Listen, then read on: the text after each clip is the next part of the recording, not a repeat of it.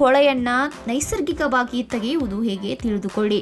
ಕಿವಿಯೊಳಗೆ ಕೊಳಕು ಅಥವಾ ಮೇಣವನ್ನ ತೆಗೆಯಲು ಹಲವರು ಹತ್ತಿ ಇನ್ನಿತರ ವಸ್ತುಗಳನ್ನು ಬಳಕೆ ಮಾಡ್ತಾರೆ. ಆದರೆ ಇದರಿಂದ ಆ ಕೊಳಕು ಮುಂದೆ ಹೋಗುತ್ತದೆ. ಹಾಗಾಗಿ ಕಿವಿಯ ಕೊಳೆ ತೆಗೆಯಲು ನೈಸರ್ಗಿಕ ಪರಿಹಾರಗಳ ಮೊರೆ ಹೋಗುವುದು ಬಹಳ ಸುರಕ್ಷಿತ. ಇದು ಕೊಳೆ ಅಥವಾ ಮೇಣವನ್ನ ಮೃದುಗೊಳಿಸಿ ತೆಗೆದುಹಾಕಲು ಸಹಾಯ ಮಾಡುತ್ತದೆ. ಆರೋಗ್ಯ ತಜ್ಞರ ಪ್ರಕಾರ ಕಿವಿಯ ನೈರ್ಮಲ್ಯ ಕಾಪಾಡಲು ಸೌಮ್ಯ ಆಕ್ರಮಣಶೀಲವಲ್ಲದ ವಿಧಾನಗಳನ್ನು ಬಳಸುವುದು ಒಳ್ಳೆಯದು. ಹಾಗಾಗಿ ಮನೆಯಲ್ಲಿ ಮನೆಮದ್ದುಗಳ ಸಹಾಯದಿಂದ ನೈಸರ್ಗಿಕವಾಗಿ ಕಿವಿಯೊಳಗಿನ ಕೊಳಕನ್ನು ಹೇಗೆ ತೆಗೆಯಬಹುದು ಎಂಬುದನ್ನು ತಿಳಿದುಕೊಳ್ಳಿ.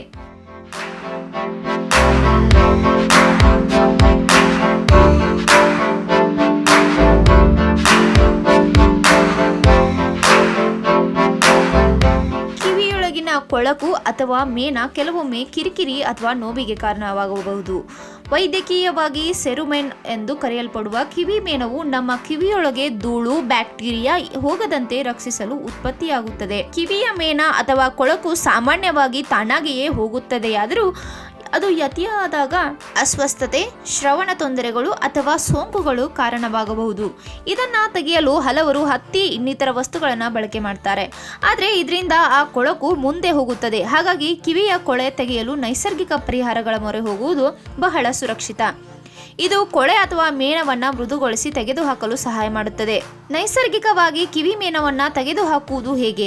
ಹತ್ತಿ ಅಥವಾ ಬೇರೆ ಬೇರೆ ವಸ್ತುಗಳನ್ನು ಬಳಸಿ ಕಿವಿ ಸ್ವಚ್ಛತೆ ಮಾಡುವುದಕ್ಕಿಂತ ನೈಸರ್ಗಿಕವಾಗಿ ತೆಗೆಯುವುದು ಸುರಕ್ಷಿತ.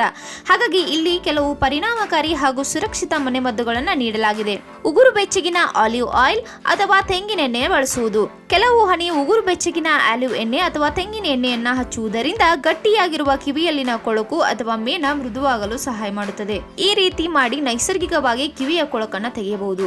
ಇನ್ನೊಂದು ಹೈಡ್ರೋಜನ್ ಪ್ಯಾರಾಕ್ಸೈಡ್. ಹೈಡ್ರೋಜನ್ ಪ್ಯಾರಾಕ್ಸೈಡ್ ದ್ರಾವಣವು ಕಿವಿ ಮೇಣವನ್ನು ಕರಗಿಸಲು ಸಹಾಯ ಮಾಡುತ್ತದೆ.